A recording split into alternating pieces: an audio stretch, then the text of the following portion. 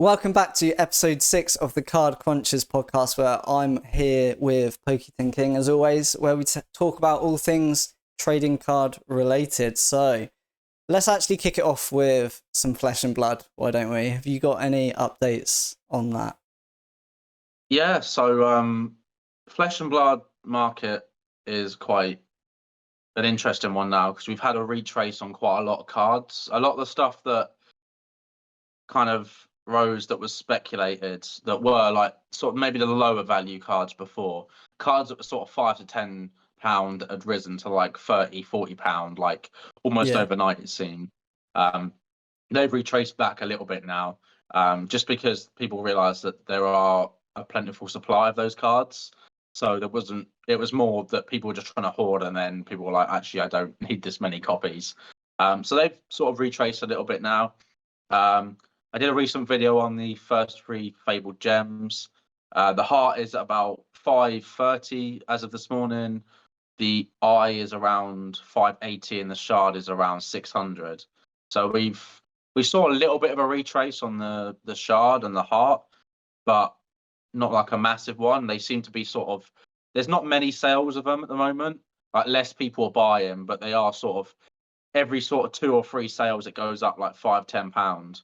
So we've got a small bit of a little rise there. Then a couple of the legendaries are sort of pulled back a little bit. And there are still some cards that are sort of rising quite quickly. As all markets kind of move, people are sort of speculating. I think obviously we got Dust Till Dawn coming out in the summer, so that was probably I'd say this is the most hyped set in Flesh and Blood history. So a lot of people are excited about this. This is really great. Really looking forward to it. Obviously, we got the first serialized Flesh and Blood cards, so that'd be good to see how that kind of reacts with the market. How are But yeah, it'll be people, interesting to see. sorry, how are people feeling about that set and the serial cards? Is it very Yeah, it's positive? really positive. Yeah. As you do with all like sort of communities, you see people that get negative and stuff, but I haven't seen any of that for this set, honestly, which is very surprising from any card game set. Yeah. You would say because of the way they've done the serialized cards, like people at first were like, "Oh, they're going to introduce serialized cards a bit earlier than I thought," but they're hand drawn art sketch cards, and they're going to be cold foil as well, and they're going to be extremely rare. They announced that they will be in the Japanese print as well, because Flesh and Blood has Belgium and Japan print. So the Belgian print gets printed in Card Mundi in Belgium, where like Pokemon and Yu-Gi-Oh! Magic the Gathering gets printed, and then they've also got printers in Japan, which they started using for the WTR Unlimited about 2 years ago. I'd say they opened that up, so they're just trying to get a bit consistent with that. But they announced, I'm not sure how the distribution is going to work because there's 10 of each and there's 2, so there's going to be 20 serialized cards altogether. How they allocate that to like regions specifically, but I guess they basically do it on average sales, I guess would be kind of how they're distributed normally. Like they do probably do a percentage, Yeah. which makes sense. It's like America will get more cereals, but there's more people buying, so it evens out. Um, so that'd be interesting to see how that kind of what happens on release, because I think a lot of people are going to be buying more sealed product to open rather than hold because they want to get those serialized cards, which is always a good thing. I think when people when a set comes out specifically buy and just to hold and not open any. If you've got X amount of people just holding, it becomes a bit of an issue of are singles going to hit the market? Are they going to be reasonably priced? Is there going to be enough of them? Yeah. Which we kind of had a little bit with Outsiders. There were a couple of Majestics that were like £40 each, and looking on the Discord, and it was like one to buy, free Code of Frailty. Like every single person was asking for a place at the same card, because I just don't think many people were opening it in the UK. I pulled one copy and sold it like in 5 minutes. So it was a very and still now Yeah. to this day, like the set's been out. I want to say 6 weeks, maybe 2 months. I'd say probably about 2 months, and that if you pull that card, it's an instant sell, just because it's so playable. What, even now? That's really surprising. Yeah, Normally, like that two yeah. month mark It's is not just like, lost its value. It's the only card's value that hasn't changed. oh It's wow, still 35 to 40 pounds because it's so good. yeah, Uh, it's you need a play set of it as well. So people are trying to pick up as a yeah, play set of it. So it's good. Next topic I suppose we can talk about is, do you want to talk about PSA? yeah. Sorry, just before we go on to PSA, I do have one random question for you about Flesh and Blood. I'm personally curious as to how Alpha is has been and is going, because obviously I know you got your Yeah. booster box a couple of months ago now, but yeah, what's that doing? So Alpha is, I think the most recent Alpha box break was at $205 a pack. So whatever that is times 24, probably around about 4.5k, roughly Okay. 4.5, 4.7k. Um, the thing with Alpha now is we've got a point where a lot of people bought what they wanted. People opened up some stuff to do like openings and stuff and like ripping ships. Yeah. The supply of Alpha now is going to be very low, I think, period. I don't think we're going to see the volatility of the boxes we saw, because we saw like 24 boxes sell within a 4 week period, which, considering that there is an estimated less than 1,000 boxes left sealed, having 24 sell within a month period is a lot, Yeah. really. So it'll be interesting to see kind of. I want to know if Arcane Rising First Edition, which is a box that I haven't got yet. I don't know, honestly, when I'll probably pick a box up. I think it's a bit different with Alpha. Like Alpha, I made it happen. Whereas Yeah. with Arcane Rising, I'm sure if I don't get it, I will regret it. But the It's it was different. different with Alpha. Yeah, Yeah. it is. It's different than, a first edition base box is very different than a first edition Fossil or Jungle Yeah. box, for instance. Yeah. No, I Even get though the it. print run is the same on Arcane Rising, it's not. It It's just not doesn't have. When you say Alpha, it's it not the first, sounds is it? no. But yeah, it's. I haven't done a video on it just because not many sell now. They don't. It doesn't pop up as often as it did. We had Yeah. that. We had that big rush because prices started to rise, and obviously FOMO happened, and people were like, right, I need to buy now. So I was quite lucky that I bought maybe 2 weeks just before that started to happen. Yeah. So You've got to if be if yeah, you've got to be quick, and you've yeah. got to be.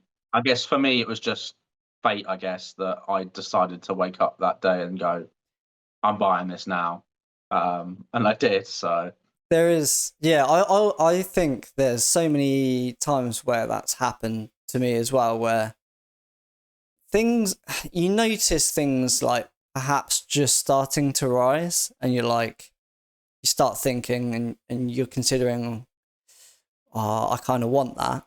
But, and if it goes too high, I don't think I'm ever going to get it, because it is something yeah, like Alpha, it's something like a first edition base sard or a my trial deck SP from Y Schwarz, and if you get that early enough, it's done. You've secured it.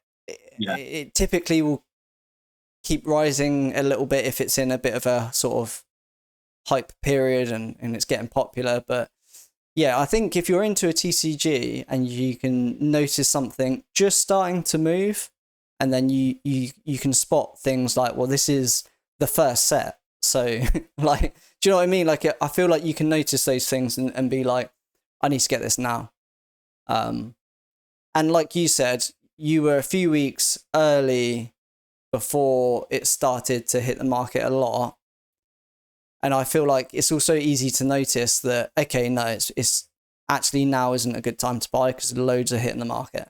So the price has gone up, yeah, loads of people are selling them. It might not actually be the best time to buy right now. I should have got it a few weeks ago when it just started to sort of gain popularity. But obviously the biggest problem with that is normally for those types of cards or sealed product, it's very expensive. So you have to sell things quite quickly to be able to then quickly make that pickup at the right time. And if you wait too long, I remember saying to you, like, just get it done. Like, don't just let those cards that you want to sell to fund it go. If it's 10% cheaper, let it go. You won't care about that 10% difference in price. What you will care about is missing out on an item that you can then never pick up because it just, you get outpriced. Yeah, that's it really. I think, I sold I remember the PSA 10 Japanese Charizard EX was like, I guess, the thing that got the ball rolling. I sold that. I think for maybe 200 less than last sold, but I was like, Doesn't that's matter. going to get the ball rolling. Yeah. That's a good chunk of it. Just to get kind of the conversation going, and obviously the seller was really sort of helpful. He was really great with that, where he held it for a couple of weeks, and it's just, I mean, I wouldn't have been able to buy it now, and if I didn't already have it, I'd never get one probably. Yeah, exactly. So it's, as you said, it was, I remember us having that conversation, and there are specific items, as you said, you see things starting to tick a little bit, and the average, most times out of all, really, you'll go, nah, you leave it, or you sort of, you think about it too much, and you talk yourself out of it. Yeah, it's very easily done. But I mean, you got that box in the end, so that's amazing. And that is a staple item in your collection that you're going to like treasure that forever. I know you will. So sorry, I think you mentioned PSA, didn't you? I actually thought it'd be interesting to talk about some potential middleman only issues that you can have when doing submissions and things like that. So I have a submission with PSA at the moment, and although it didn't, it's not late, but it's later than other submissions because, as you know, like they are coming back in like 2 months at the moment. And the reason it was held up is that because it's obviously when you do a middleman submission, all your cards get bundled in with other people's cards. That's how they make it cheap and just convenient. And what happened in my submission was that they lost one of the cards in the sub. It wasn't mine, but unfortunately, they lost someone else's card. And what they do in that situation is they do not move the order, so it just kind of gets stuck at the first stage, and they also won't tell you why until sort of like the estimated working days have progressed.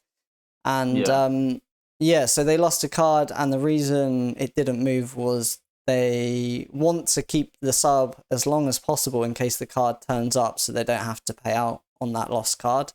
So I mean, these things do happen. Like if you send direct, obviously that could happen. Like they could lose one of your cards, but obviously in this situation, as it's someone else's card, it's like subbing direct you wouldn't have had that issue. And I know PSA actually from the UK.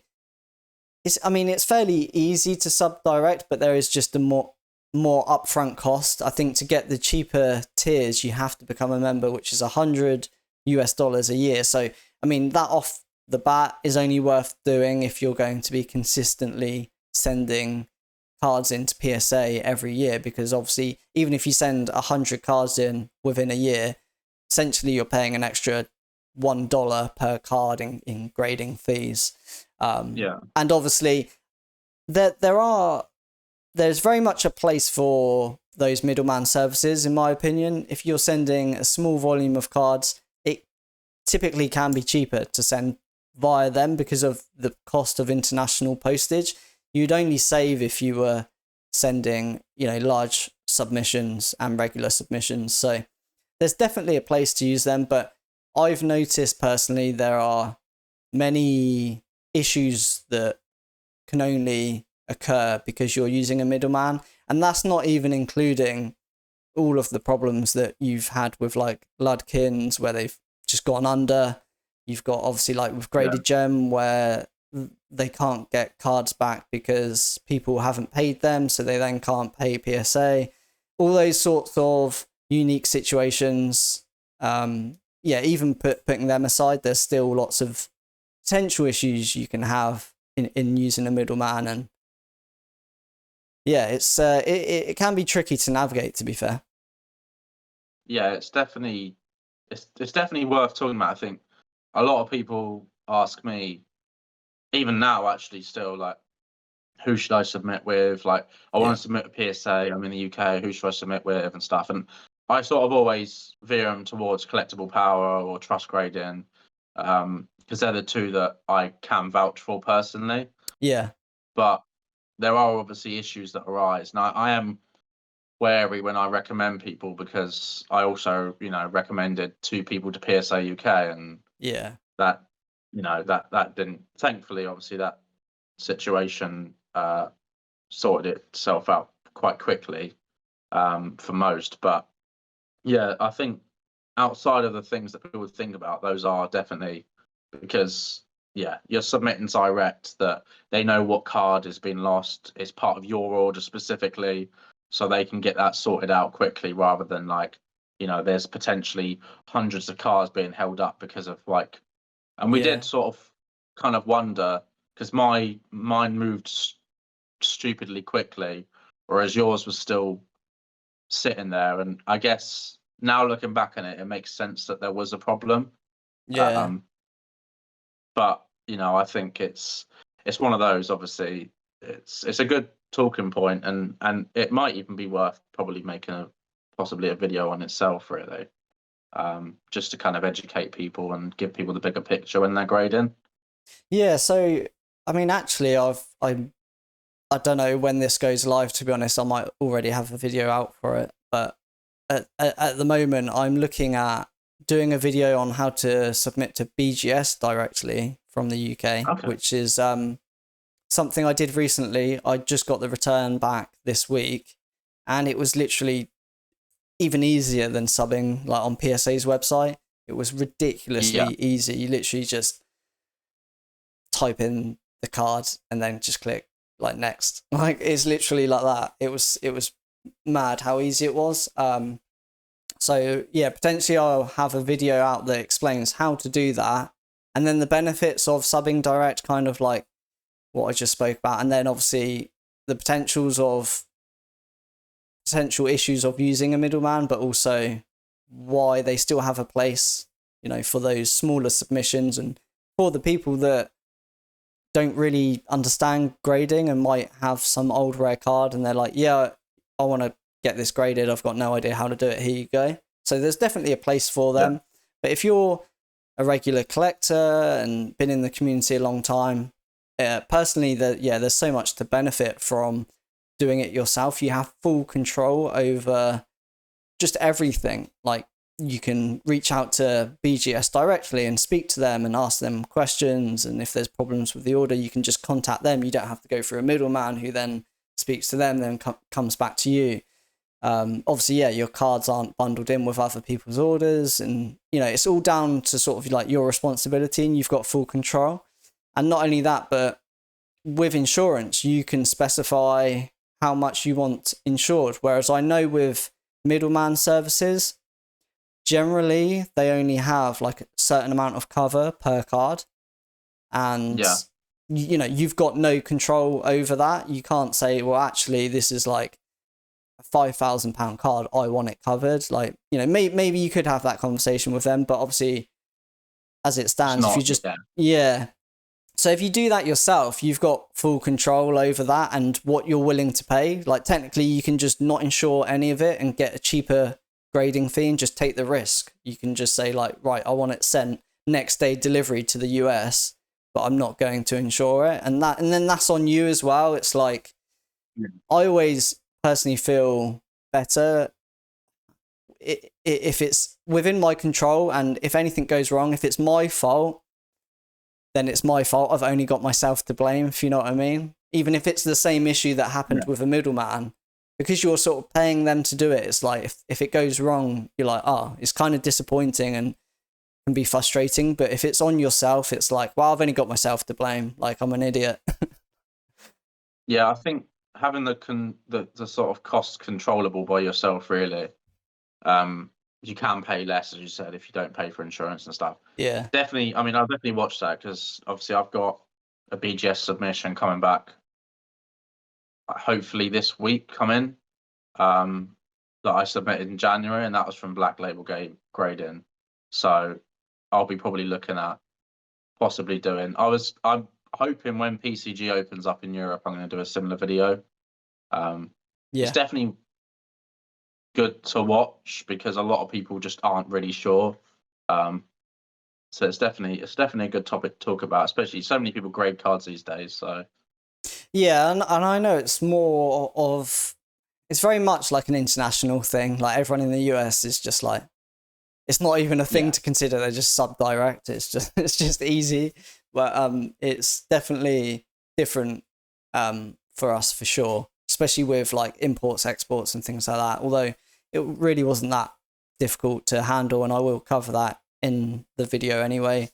But yeah, I mean, even your BGS sub, I think I saved about 1 month in return time doing it direct versus yours, because obviously when you sub to your middleman, you've got a deadline for starters, so that can, if you're doing it direct, you can literally do it whenever you want, so you don't have a deadline. But then when you get the cards to them, they've then got a few weeks to then send them on to BGS. So obviously if you do it direct, when you've sent that, it's going to BGS in like a couple of days. You're not, then it's not in the UK and moving around even more. And same when it returns, you don't have to wait for them to get it back and process it. It just comes straight back to you and it's done. So in terms of time, like you'll save, about potentially a month doing it direct. But yeah, in terms of cost savings, I think ideally you probably need to send 20, 30 cards at a minimum for the cost to be the same as using a middleman. But what a lot of people don't take into account is when you use a middleman, you are paying postage to and from them as well, which is normally like special delivery, £12 postage. So off the get-go, people don't normally take that into account in terms of like how much it's costing them per card. So that's like £25, £30 nearly per sub. Extra on top of the cost, Yeah. And to send internationally, it's about £35, £38 anyway. So that's already like your postage going to BGS. Obviously, you've got return and insurance on top, but it's something that I think a lot of people don't consider. But yeah, I mean, if I was subbing more to PSA, I would definitely consider doing it direct and paying that membership. But to be honest, I don't think I have enough cards to justify that at the moment anyway. Yeah. Let's move on to Magic the Gathering, actually. Yeah, we can talk about the TCG that seems to always be in the news and have stuff happening. So with, obviously this goes kind of on, this forwards on from a video that one of the podcasts we made about the Pinkerton team that raided that guy's house because he was leaking the new Magic the Gathering set. So it's been 2 weeks since that Magic the Gathering set has come out now, 2 or 3 weeks now.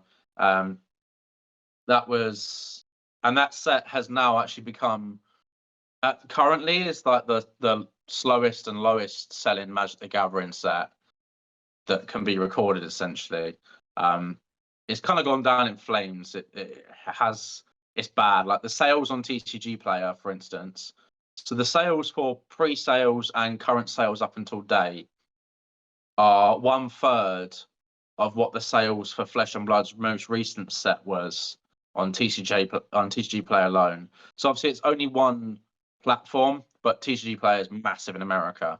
But that for me kind of is quite an interesting topic because the Flesh and Blood set was the 9th set that came out. it's still an indie TCG. It's still regarded as a very small card game, whereas obviously Magic is regarded as the top two. So for them to release a set that has barely made any sales is literally madness, which is in the title of the actual set name. So it's interesting to see. It shows that you can't just release anything and it sell. People do they make their choices with their wallet, and a lot of people aren't happy with this set.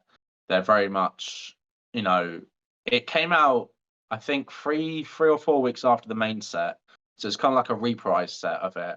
Why It didn't didn't people really make enjoy much it? sense, just because it just wasn't really needed. Like, imagine if you released Scarlet Violet and then Scarlet Violet like reprise essentially, and it was similar set but like extra cards in and different. Yeah, it was. I Yeah, it don't seems get weird. why they made it. Honestly, I've not really seen it happen with other sets that I can think of Yeah, in Magic the Gathering. Even when it was announced, people were like, "No." There are some good cards in it, but like people aren't opening it because they just, it's not worth it. So that is one side of it, and then you've also got the Lord of the Rings set, which is the net set to come out, which is coming out in June, and then some of the products are coming out mid-July. I think some of them, like the gift bundles, have been pushed back a little bit. That is potentially going to be the biggest selling TCG set in history. Lord of the Rings is a massive IP. It's not. I wouldn't say Lord of the Rings is like massively like in trending right now at all, really, honestly. Like, yeah, we had Rings of Power come out, but a lot of people didn't really like that.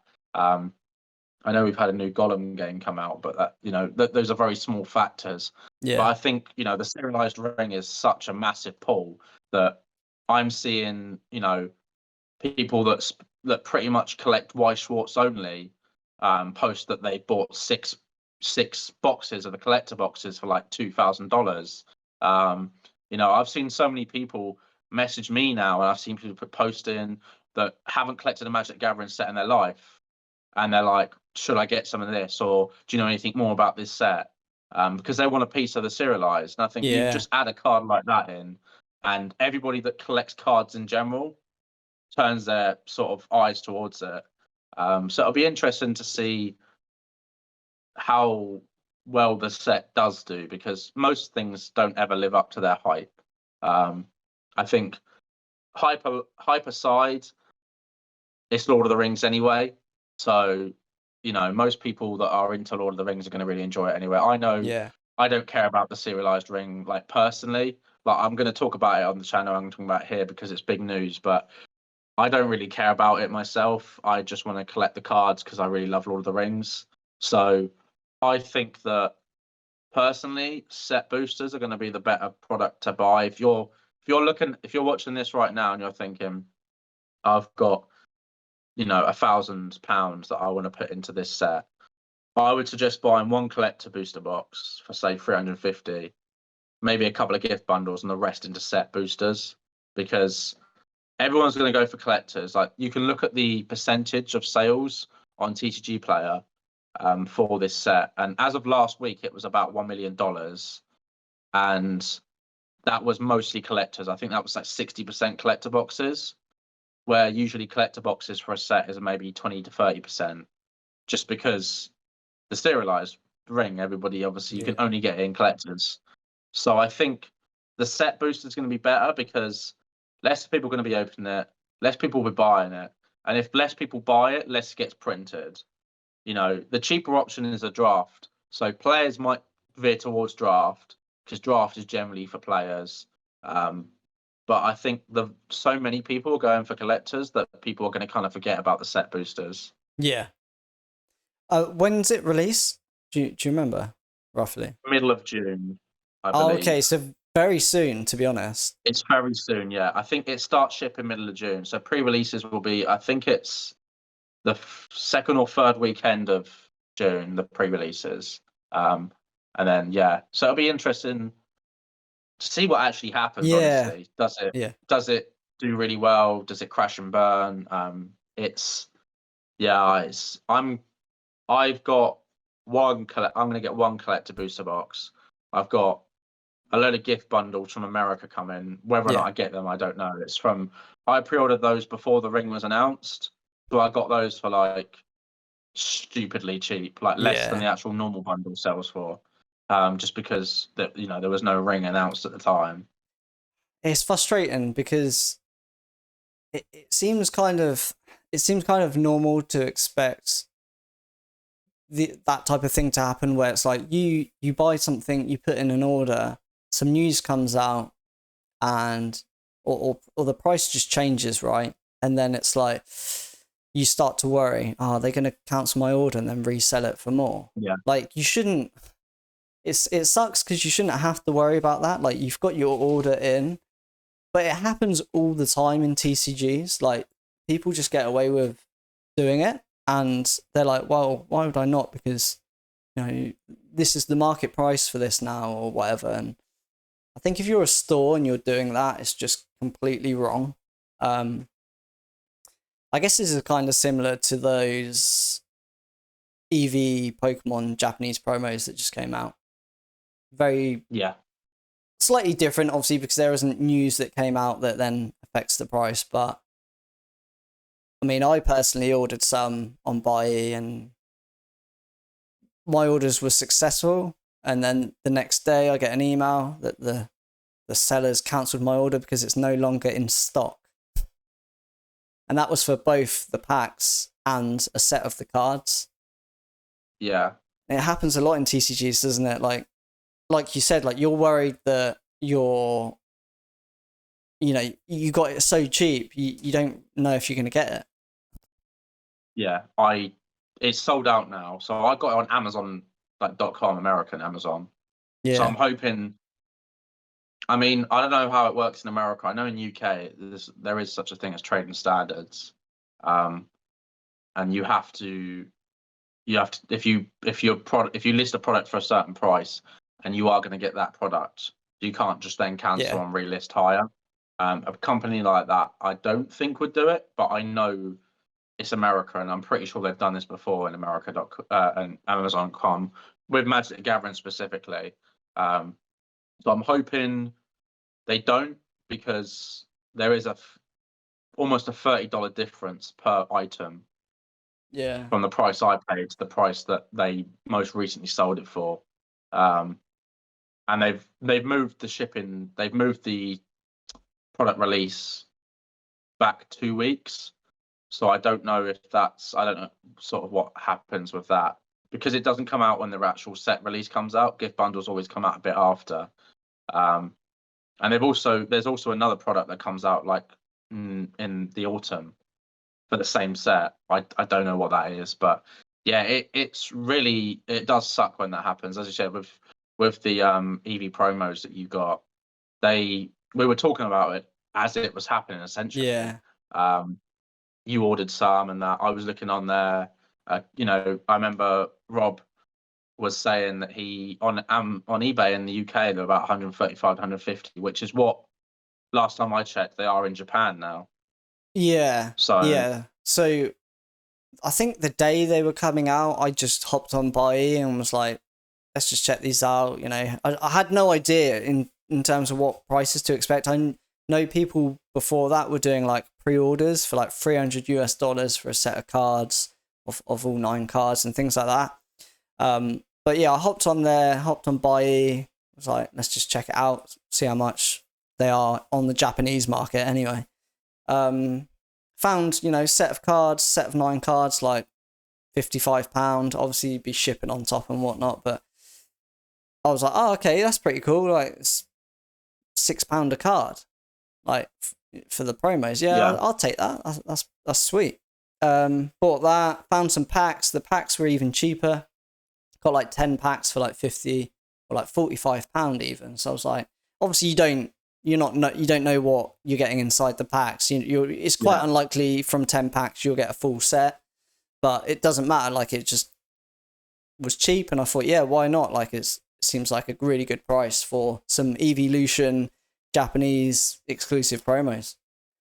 So I bought that as well, and yeah, all went through. Actually, I think I bought some, and then I had the classic like an hour later, no, your order's been cancelled, or like we didn't successfully buy it, which means that they weren't quick enough at buying it, and someone else on Mercari in Japan or another buying service bought it before them. And now, obviously, I understand that's going to happen when something like this comes out, because everyone tries to buy the cheapest listing first.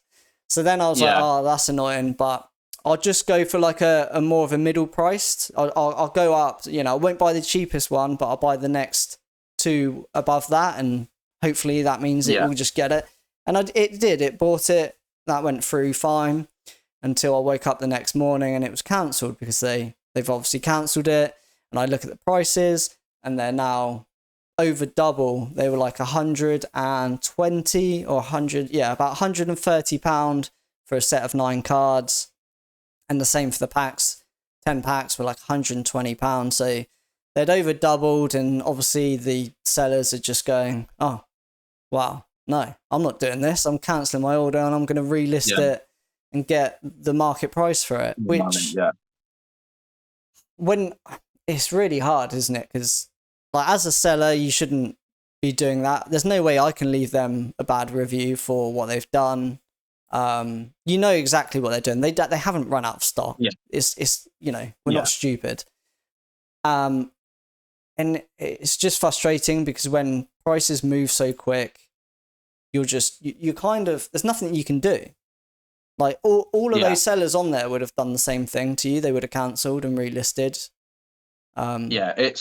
It's lose-lose really as a buyer, because it's all right saying, oh, but you can get them cheaper, but then they get cancelled. But what if you buy them for 130 and they drop to 100? They're not going to reimburse you the 30, are they? Of course they won't. Yeah. So obviously they sold out in Japan. I was talking to Gracie on Pokemon. She went to try get some, and they were sold out. Bearing in mind, obviously, you get one promo per, it's like 1,500 yen purchase, which is about sort of £10, $10 or whatever. But you can get up to 10. So if you spend, 15,000 yen, you can get 10 promos. And 15,000 yen, that's 3 booster boxes. So you buy 3 boxes, you sell the promos, those boxes are free. Yep. It's a no-brainer, and the market, it's still ridiculous over in Japan. Obviously, I know Clayburst has come down to about 110 a box now, because they did the print to demand, print to order even, sorry. So I know that's retraced a lot now, and boxes are setting a little bit cheaper now. But there are still singles that are ridiculous. The demand for it hasn't dropped. It's just the supply has sort of got a bit better, which is good. The 151 set is going to be ridiculous, I'm sure. This, again, like, I would love to get some again, but no. I mean, I had some packs of the other set that went with Clayburst, the wintry one. I can't even know what the set is now, but I got some of those packs in pallets, rip and ship, and that's the only way I get Japanese sets now. I mean, I can't even remember the last Japanese set that I bought and released and opened. And I'd say it's probably the longest period in my collecting Japanese cards where I haven't. And I just kind of rely on, like, I get a couple of packs in a rip and ship and see what I get. Just because, or I buy the singles, I was always somebody that went, oh yeah, but why buy when you can buy boxes for £30, but you can't anymore. I mean, for those of you that don't know, Jamie primarily bought and collected a lot of Japanese for a long time, didn't you? Yeah, that was pretty much the mainstay of my collection. So like, outside of the Pikachu collection, it was pretty much just Japanese. I didn't collect English. So I remember I got out of English towards the end of Black and White era. I believe it was, towards the end of Black and White era is when I got out of English, and I was collecting Japanese at the same time. So I started collecting Japanese when Diamond and Pearl came out. So got all the Diamond and Pearl sets completed in Japanese, and all the Platinum sets completed in Japanese.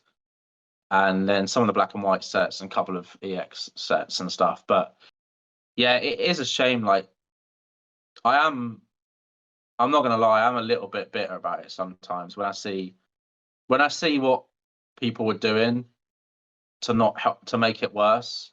There are people sort of can dig on people that are doing ripping ships and opening on whatnot and stuff like that.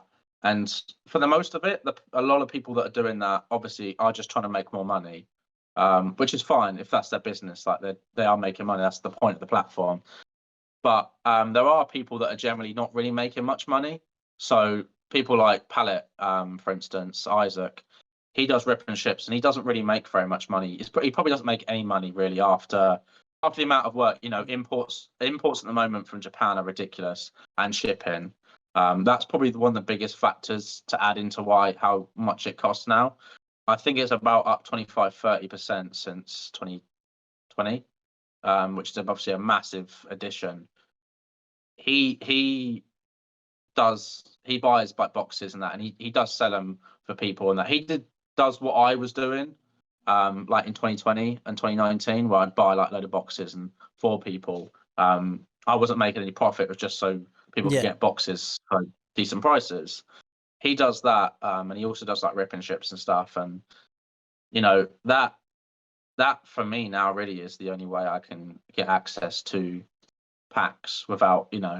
But it is what it is. The card game has changed. Pokemon's changed so much, and for all the cons like that, there's been pros where I've been able to sell items in my collection that have gone up and I can buy the Flesh and Blood collection. Yeah. So it's people will always talk about the cons and that, but there's so many pros to what's happened with TCG's movement, Pokemon.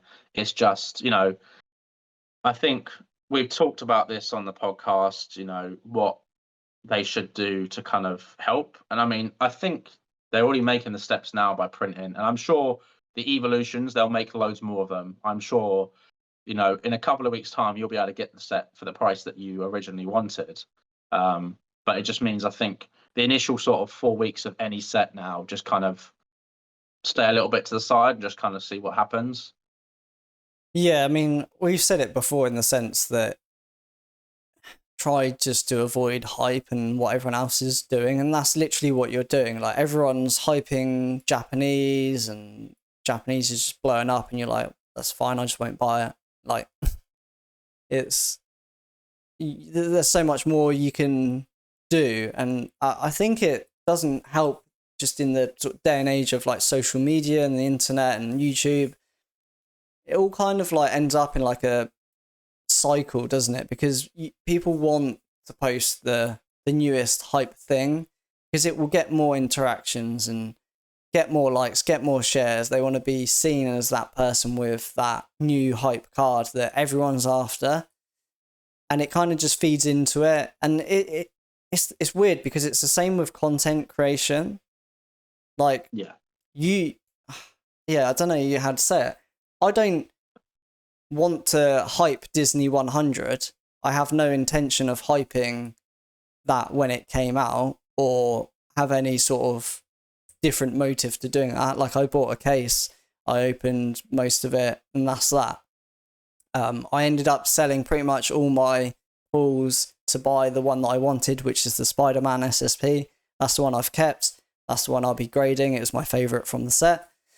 But people could look at that and be like, you're hyping it up. But realistically, it's like, no, I just want to make content that I know will get views and obviously my main reason for Weiss Schwarz content is to share knowledge about the collecting side of it and warn people about like dead boxes and all those things that I wish I had known when I started collecting it. That was the whole idea. And when I do my Disney videos, I always include that information because I know there's people out there that this is the first video of mine they've watched, so they don't know that. So when I'm opening it, I'm like trying to give information about pull rates out. I'm trying to give information about be careful buying secondhand boxes and things like that. But I can see how it's also really easy to be like, look from the outside and be like, oh, you're trying to hype it because you keep making videos on it. But it's weird because it's the nature of like social media and the internet is that like you want to post things that are relevant,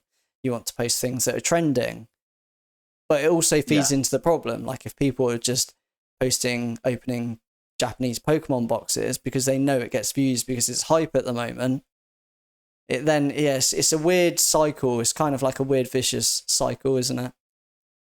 Yeah, I think with that, when you make the Disney 100 videos, the way I look at it from my point of view, but it might be different, I guess, than others because they don't understand the process. But I look at that as you can make, say, a couple of videos that get loads of views, and that's you opening the door essentially and going, look, have a look, come in, have a look. And then once you've done that, the other content is the stuff, like teaching people how, mapping in boxes and stuff and how not to buy single boxes and the pull rates and stuff. People are going to only be able to see that information because they've come through the other door. Yeah. That makes sense. Yeah. So, that's kind of it. The whole, doing the big Disney 100 videos is a good opportunity to get more exposure. And of course, as you said, content creation was very similar. For me, I barely post on my Instagram now, and I don't post like Pokemon really stuff on my YouTube. So, I look back at now and I think when I collected like Japanese Pokemon for every set release, Yeah. I generally would buy some stuff to open because you wanted to open on, when it first comes out and that. Yeah. But if I couldn't have done that, I probably would have been fine waiting. Yeah. But now these days, when you actually think about it logically, if you ask someone, well, why do you want these cards when the set first comes out? Oh yeah, but I really want to get these for my collection. They're like, well, why can't you get me a collection in 6 months? If they go, well, I can, but I want them when they first come out, then you think, well, why though? Are they going to be posting it on their page? Do they want it? If they're doing it for content creation, then you can't moan about the prices. Yeah. Because it's part of the process, Or they can go, oh, okay, maybe I should wait. Like, oh, I'm worried that the prices might go up, which is fair. But in the market we have right now, especially with like a lot of the stuff, very few cards that come out now will be worth more in 3 months in modern Japanese. If anything, most of it will be worth less. Yeah. I've been looking a lot at the single prices because I see a lot of pages posted it on Instagram and that, and like the top 10 of every set. And generally, there's a kind of a cycle really. Like the first 12 months of it, cards drop down, and then after that, they slowly start to rise a little bit. So if you look at sets, English sets, for instance, Forbidden Light, Sun and Moon, pretty dead set by all accounts for most people. They counted it out.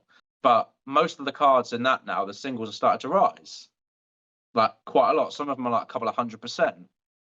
Because people didn't care about them, and it's organic growth slowly over time. But then, you've also got the way in of then how many people after seeing that are then going to start buying and cause inorganic growth. You don't know that. But yeah, it is just, I think people should wait. There's so many other opportunities, we've talked about on the channel before with English Pokemon. There's so much you can buy with English Pokemon. We talked about Fusion Strike. Chilling Reign's another good set as well. Chilling Reign, I think, is the second most expensive Sword and Shield set to complete. And it's one of the cheapest boxes still. Yeah. Yeah, I saw that as well. Yeah, I think there's a lot of old arts in it, isn't there? There's loads, high price, which is funny because it was a very printed set that was oversupplied at the time. For a long time, it was really cheap to pick up. What I've always found strange is it's always consistently been like that.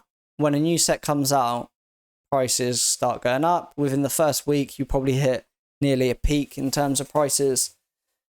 And consistently, every Pokemon set, then the prices eventually start to come down within like 3 months. As soon as a new set comes out and everyone's looking at the new set, the last set that just came out will slowly start to decline. And it's always been like that. It's literally never changed. And you think, well, why do people know that and still buy the new cards anyway? because it always happens. It consistently always happens. Yeah. And I've done it before where I'm like, well, I'm just going to collect like the last like 2 sets behind, because I know that I'll get the best price for those cards and I still get to collect those cards. But it does feel different. It's weird. It feels different. You know you're getting like good prices and better prices than when it came out.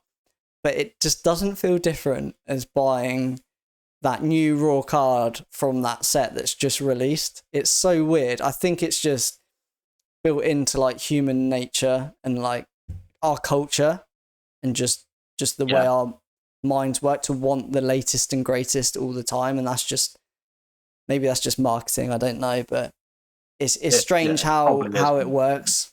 And it's the same with like even graded cards. Like if you're the first to market of a new set with a graded copy of that card, it sells for ridiculous amount of money, and 3 months, 6 months down the line, it'd be like half the price. Yeah. And people consistently will pay that high first to market price. It's bizarre. It's like everyone knows it as well, but people just do it anyway. It's crazy. Yeah, I think it's an interesting one. I mean, like look at Scarlet Violet, that Miriam alternative art, the really colourful, crazy one.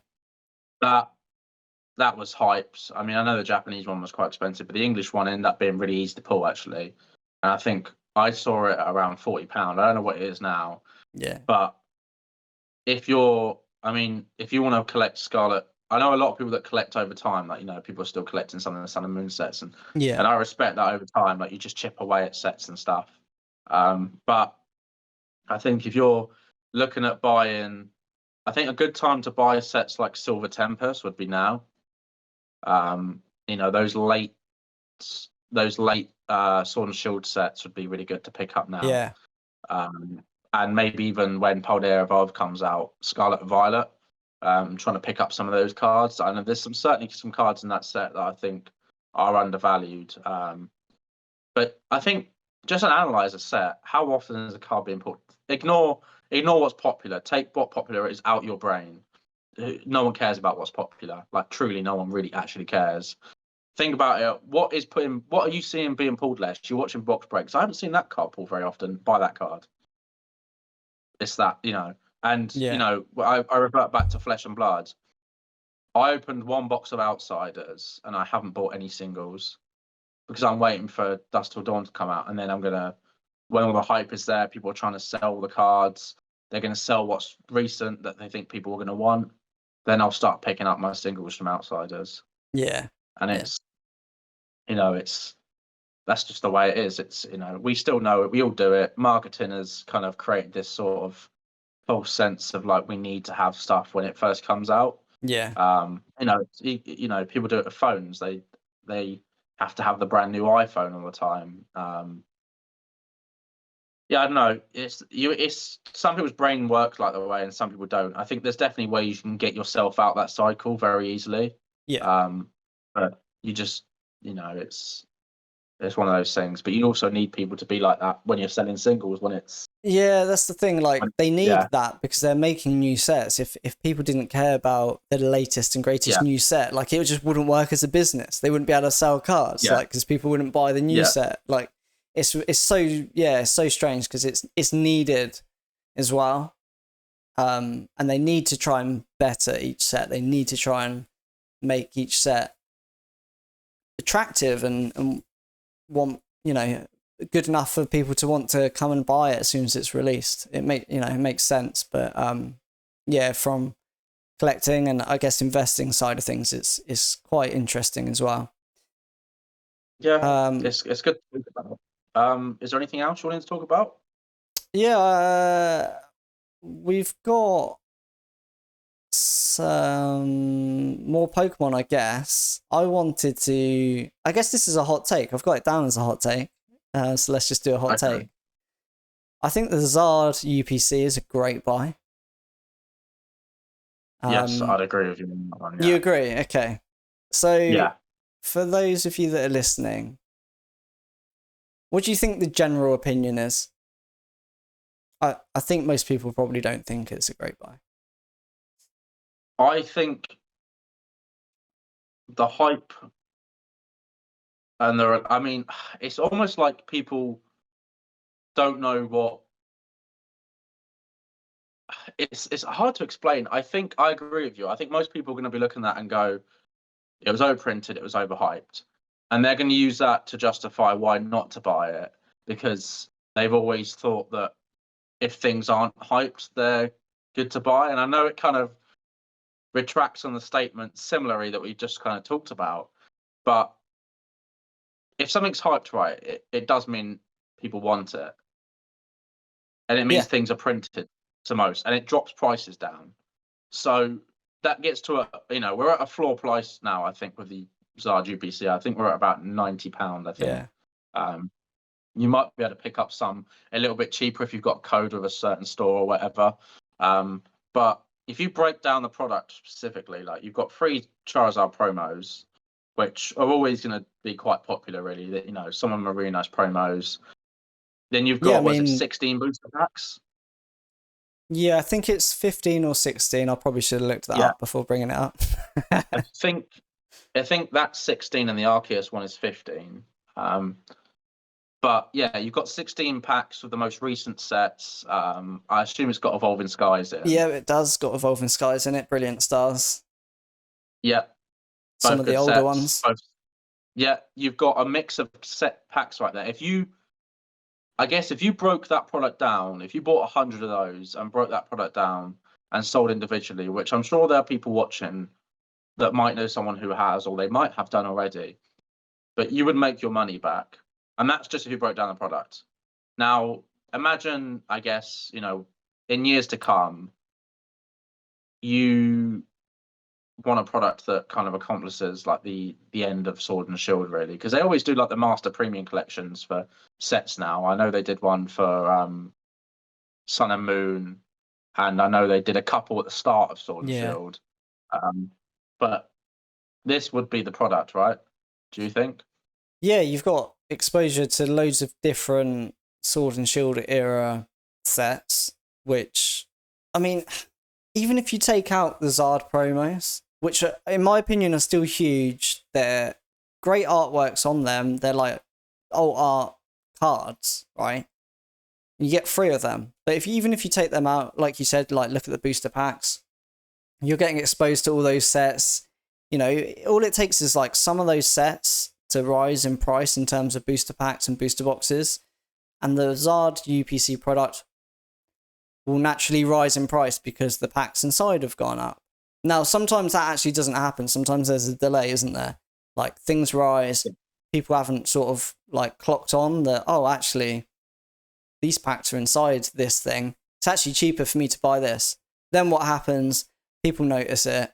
They buy the product at that cheaper price. They open it, break it out, sell the packs, or just open the packs because they're like, oh, this is a great deal. I'm getting it at way cheaper than it would be to buy it in sort of any other product. And then obviously, because people are buying it, the price will slowly rise and reflect that what it should be at in terms of expected value until it sort of evens out. And I think just, that in itself, like if you kept that 5 years, like let's be honest, what's Sword and Shield going to do in 5 years? Like it's going to go up. It's not going to be where it is now. So what's the Zard UPC doing? It's not going to be £90 because everyone would buy them and just rip them. Like it just won't be there. You then have the fact that it is a Charizard UPC. It's a box with Charizard on it. You get the free promos. Yeah, maybe they're worth like £10 each at the moment, but that is because no one cares about this product at the moment. And, it was oversupplied, like you said. At the end of the day, the reason this product, when it originally came out, loads of people bought into it thinking investment. Like, this is going to go up in price. This is going to be rare. It's Charizard. Everyone's going to want it. And that was the case until they just printed loads of it, and then people went, oh, I don't want it now. Like, there's loads of it. Yeah. This isn't going to do well. Like, and then I think a lot of people probably just opened it at that point. I think people just went, oh, there's no point keeping this sealed. It's really big. It's not ever going to do well. They printed like thousands of them, so this just won't work. Promos are super, super nice. Let's just open it, sell the promos or grade the promos or open the packs and sell the pools. Like I think everyone would have just opened it. Yeah. Because they thought it was going to be worthless after thinking it was going to be amazing. And I think that shows you that there was popularity for it. But like you said, they just printed too much and then people lost confidence in it. And as we know, people only want what they think is hard to get. As soon as it's easy to get, they're like, yeah, don't care about it. The moment the Zard UPC starts like going up in price and actually it starts getting rare because everyone broke the box and opened it, in years to come when that starts changing, like it's just going to go up. I can't see anything else for it. The same with the Arceus one that you mentioned to me before. Yeah. It's pretty much the same box, just different promo, different Pokemon on it. Yeah. Same price. It's £90. Doesn't matter what Pokemon's on it. It's the packs inside. They're going to go up over time. Yeah. There's no... I just can't see anything else happening with it. Yeah, and the Arceus one in the UK at least is game exclusive. So, you get 2 Metal Arceus cards and 15 packs, and some sleeves and obviously I think a deck box. But yeah, again, that almost kind of, I think the US got quite a big release for that or whatever, but that almost kind of went under the radar here. And I actually forgot about it until my dad mentioned he bought one from Game. And I was like, all right, okay. He was like, yeah, I got the new premium thingamajig from Game. And I was like, what? He was like, yeah. And then he showed me and I was like, oh, the Arceus one. He was like, yeah, I just went in and picked mine up. And I was like, oh, okay. But yeah, it's a Game exclusive over here. So there's going to be less in the UK. I don't know what about Europe. But yeah, again, another product, slightly different to the Charizard. But the promos itself might not do as well long term. But again, they are metal. So maybe it's different. The packs are still good pack selection in there. It looks nice, Yeah. I guess the only thing people have got to talk about is if you're going to put £100 into Pokemon right now, where would you put it? And it's, would you put it into? I mean, I don't think you can get any booster boxes for £100 now. Maybe 115, but would you buy? It's it's one of those things that I think both are really good products to buy, and I think for every reason that we've listed. But I would say if you've got £100 to put in right now, put it into just get one. People talk about you have to to have a sort of make money, you've got to have loads of you got to have like 100 boxes or whatever. But one's enough, right? All that takes is that box you paid £90 now to be £400 in 5 years' time, and you've made 310. I think the main problem is people don't want to wait. Like what you said then, immediately to me sounded like a video title. Like, I've got £100 in Pokemon. What do I buy? And I think people that want to know the answer to that want a 5 to 10x in 6 months return.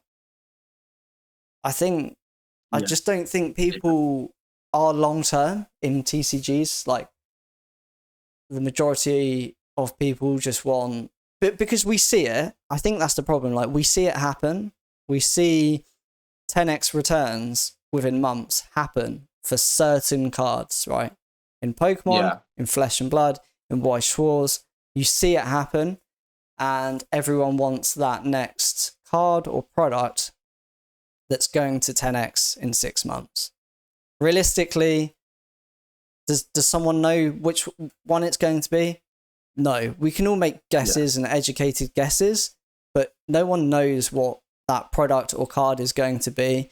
And I think when people look into putting money into it like that, they want to try and hit that product. And I think that's what happened with the Zard UPC. I think people genuinely believed that they were going to buy that, and within a few months' time, it was going to be 3 times the price. Yeah. That's what they thought.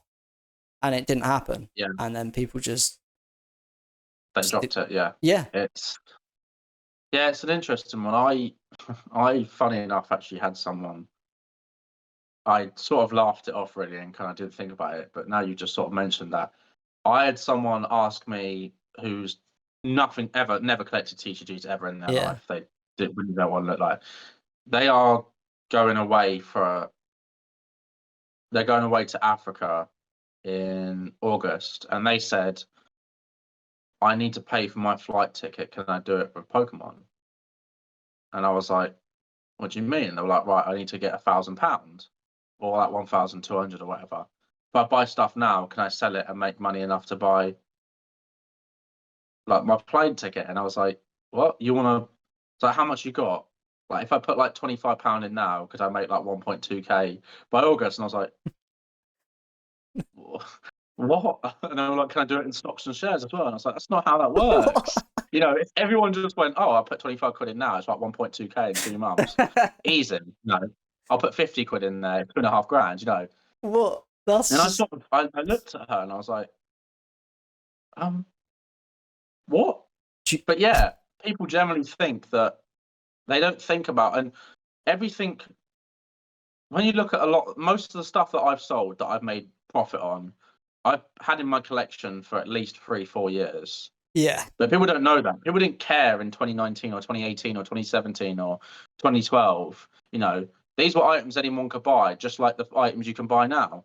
You know, a booster pack of Chilling Rain or whatever. You know, everything historically in Pokemon goes up, right?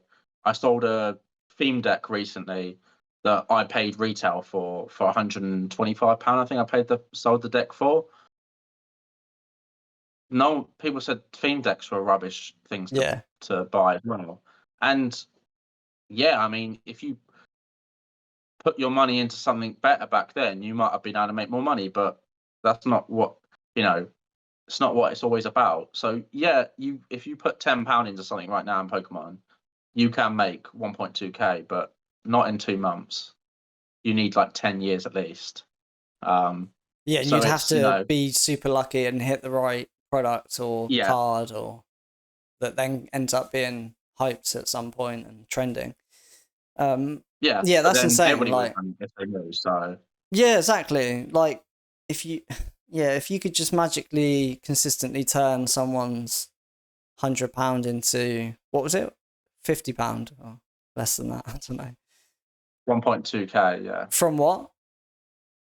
From like £30 to 1.2k. Yeah, like if you could consistently do that within 1 year, then you'd be rich, your family would be rich, everyone you know would be rich, and the whole world would be rich because they'd all work it out. Like it just doesn't. And the banks and companies would hate me. Yes, but yeah, it's not how that works, unfortunately. And for those that are watching, obviously we're going to say, you know, everything we say, as I always say, we don't do. It's not financial advice, but we've got enough skin in the game now to make fairly good, educated guesses. That is what they are.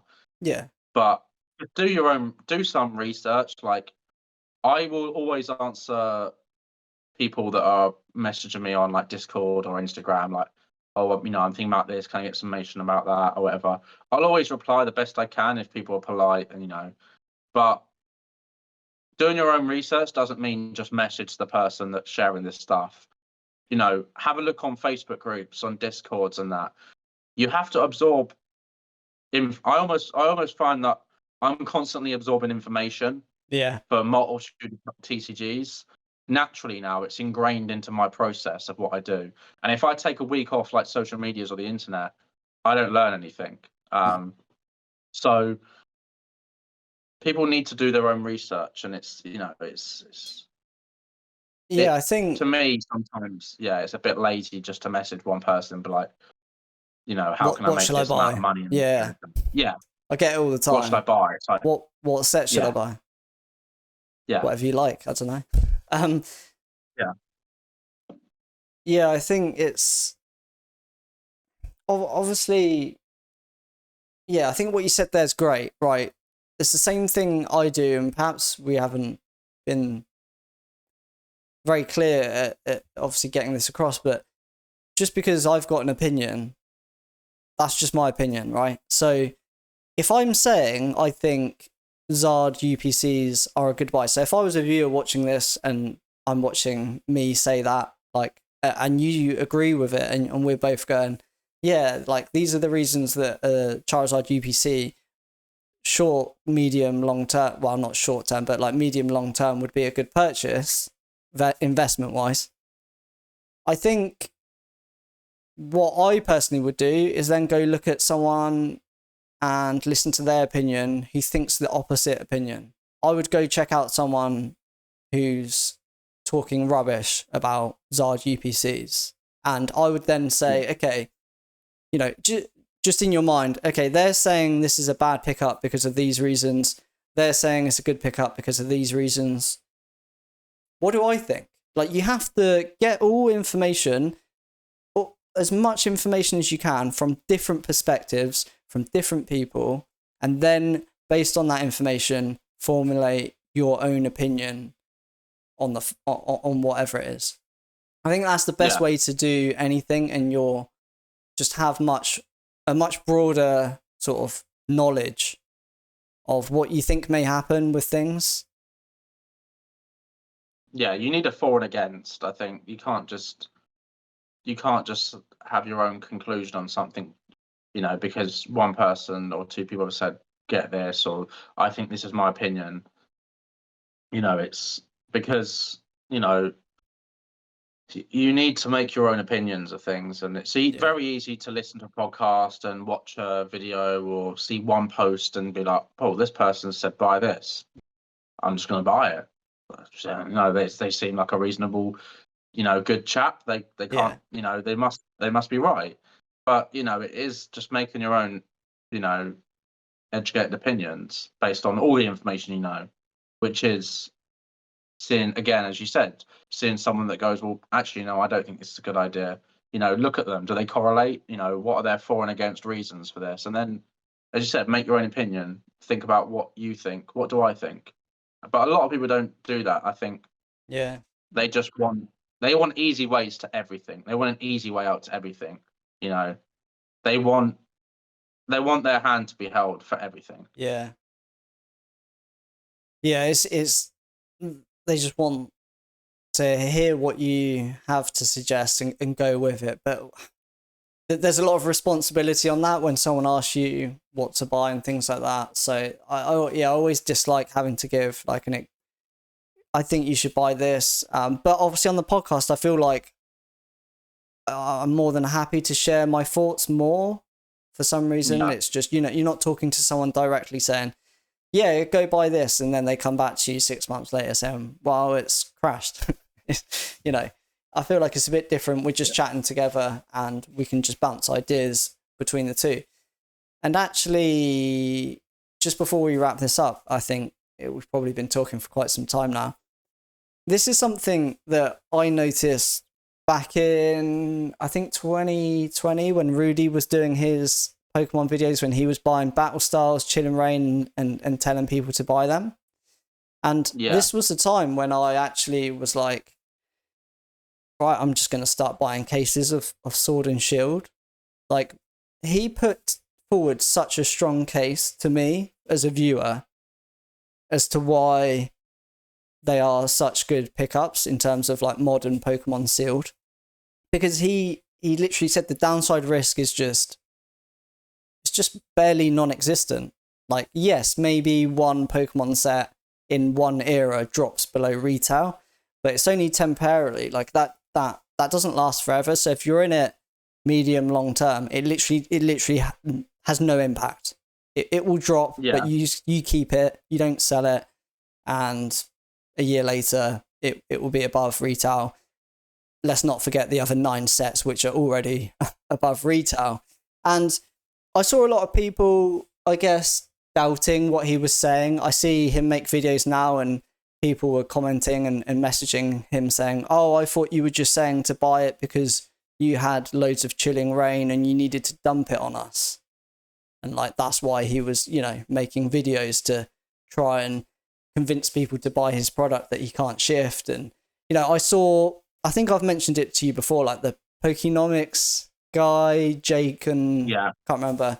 Don't watch them anymore, as I don't watch much Pokemon content. But I remember watching his video, and he was saying that Rudy is just an entertainment channel, and he could not believe that anyone would ever follow his advice.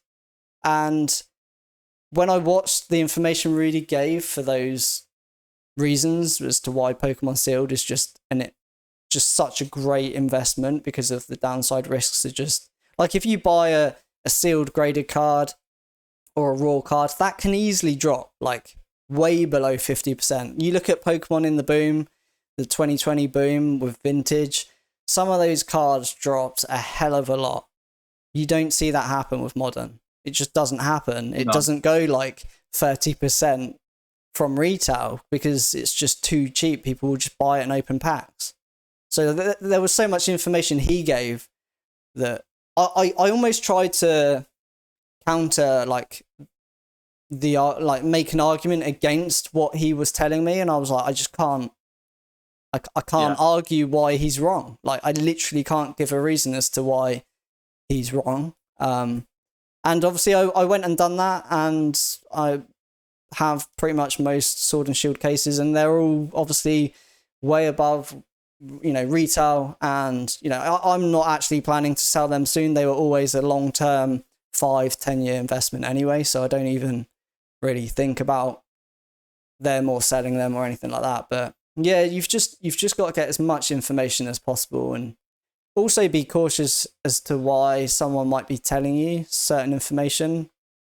I guess like the guy that commented on Rudy's video said, like, he thought he was lying and manipulating and trying to offload his product, and that's why he was saying it was a good purchase. But, you know, at the end of the day, I was just looking at the information he was giving, and I just couldn't fault it one bit whatsoever.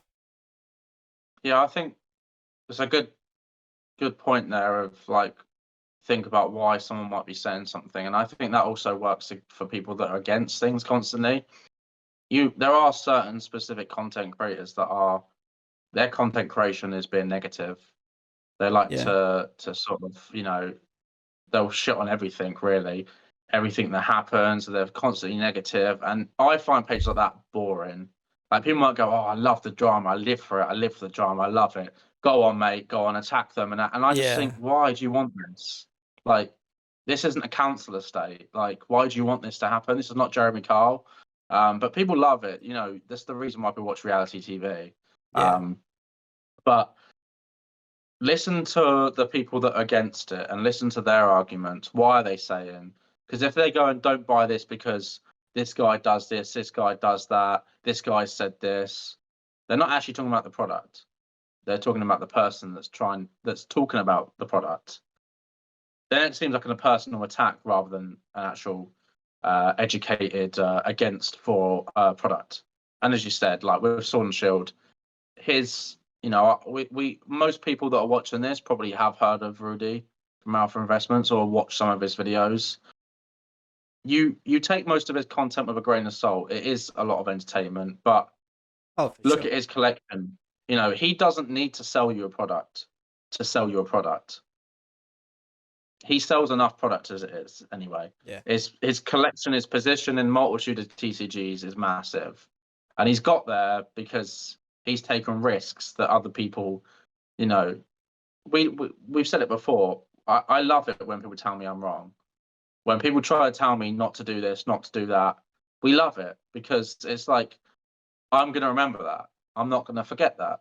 And it happens. But yeah, try to sort of think about the bigger picture, take all the opinions in, for and against, and make your own educated guesses, really. Yeah, for sure. And also, I think obviously a lot of people present themselves and decisions and success that they've had and don't talk about the times they were wrong. There's been loads of times I've got things wrong. But that's how you learn. Like, you learn from your mistakes, unless it's completely up to chance. You will learn from your mistakes, and that's how you get better at formulating more accurate and more educated guesses as to what might happen. But yeah, there's been loads of times where I've bought things and they haven't done well. I haven't sold them, so technically, you know, in 10 years' time, maybe they still do well. Like, you know, I've bought cards during hype and they've dropped 50% at times. Like, it happens. And most people don't talk about that. But then the things that have gone up in price and the things that I've done well with have far outweighed any of the downside sort of losses from the odd card or product here and there that wasn't that great. So we're not all perfect, and we, you know, all you can do is take as much information in. At the end of the day, that's all you can do. Yeah. All right, guys. Well, thank you for watching. Hope you've enjoyed this. I don't know how long this one is compared to the last one. I think we did do like a 35-minute one, but I think this might be a little longer. But thanks all for watching. Please comment, like, subscribe as always. Check both of our channels out. Links in the description as always. And have a great day. See ya.